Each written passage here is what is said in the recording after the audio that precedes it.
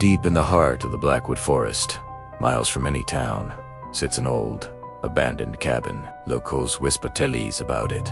Stories of strange lights and unsettling sounds echoing through the trees at night.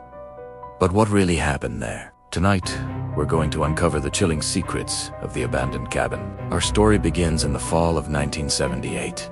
A young couple, Mark and Sarah, both avid hikers, decided to spend a weekend exploring the dense, untamed wilderness of Blackwood Forest. They were experienced, well-equipped, and excited for their adventure. They stumbled upon the cabin by chance on their first day. It was small, weathered, but seemed sturdy enough. With the storm brewing on the horizon, they decided it was the perfect shelter for the night. The door creaked open, revealing a single, dusty room. A stone fireplace stood against one wall, a simple wooden table and two chairs in the center, and a cot in the corner. It felt forgotten, but not menacing. At least, not at first. As night failed, the storm hit with full force. Wind howled and rain lashed against the windows. Mark and Sarah huddled by the fire, reading old newspapers they found stacked in a corner. That's when they discovered the first clue. Tucked inside a 1953 newspaper was a handwritten journal entry. The writing was frantic, almost illegible. It spoke of a man named Elias, who had built the cabin to escape something. He wrote about a shadow in the woods, a presence that watched him from between the trees, its eyes like burning coals. He described a feeling of being constantly observed, a creeping dread that seeped into the very walls of his home. Sarah dismissed it as the ramblings of a lonely old man, but Mark felt a shiver run down his spine. The description felt a little too real, a little too close. The night wore on, and the storm only intensified. Around midnight, a loud thud from outside made them both jump. Mark peered through a grimy window, but saw nothing but swaying trees and driving rain. Then, another sound. A soft, rhythmic scratching on the wooden door. It wasn't an animal. It was slow, deliberate. One scratch, then a pause. Another scratch. Mark grabbed the heavy iron poker from the fireplace, his heart pounding in his chest. Sarah, now terrified, begged him not to open the door. The scratching stopped as suddenly as it began. They waited in silence, the only sounds being the crackling fire and their own ragged breaths. For the rest of the night, they didn't sleep.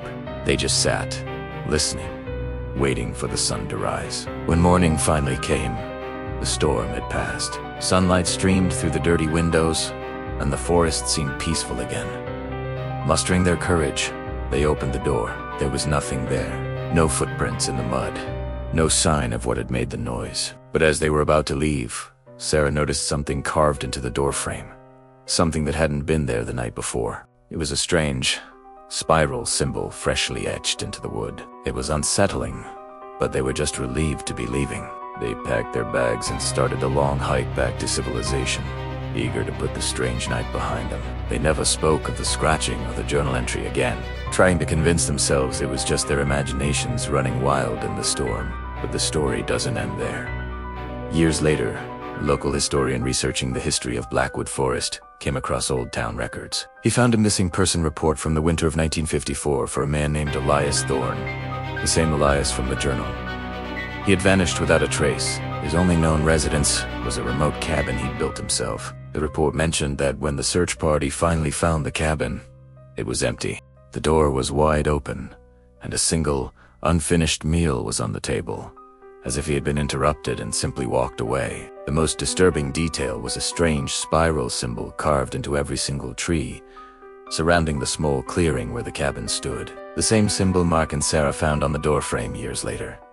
Intrigued, the historian delved deeper. He found folklore from even older, indigenous tribes that once lived in the area. The legend spoke of a spirit of the forest, a guardian or a trickster, depending on the tale. It was said to be a shapeshifter, a shadow that moved between the trees. The tribespeople both respected and feared it, leaving offerings to keep it at bay. They described it as a silent watcher, and those who disrespected the woods or took more than they needed would be claimed by the shadow. They would simply disappear, leaving everything behind. The symbol, the spiral, was its mark, a warning to others to stay away. A sign that the forest had taken notice. So what was this presence? Was Elias Thorne a victim of this ancient forest spirit? And what did it want with Mark and Sarah. The scratching on the door wasn't just a random noise.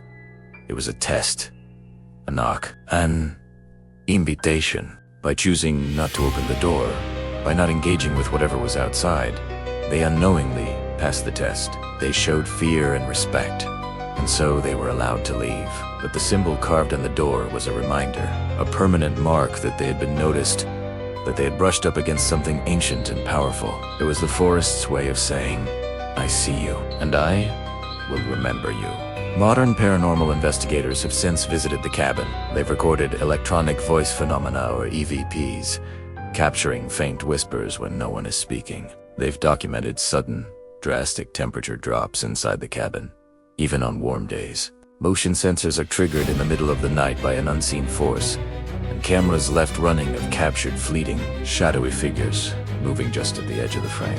Some investigators have reported the same feeling. Elias wrote about the overwhelming sensation of being watched from the woods, of countless eyes following their every move. One team even fled in the middle of the night after hearing the same slow, deliberate scratching on the door, refusing to stay a moment longer. The cabin still stands today, a silent monument to its chilling history.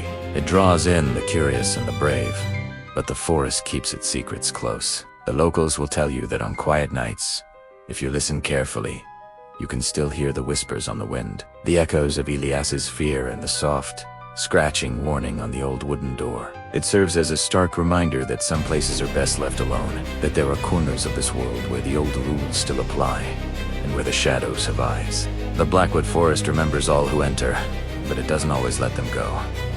What do you think is hiding in those woods? A ghost?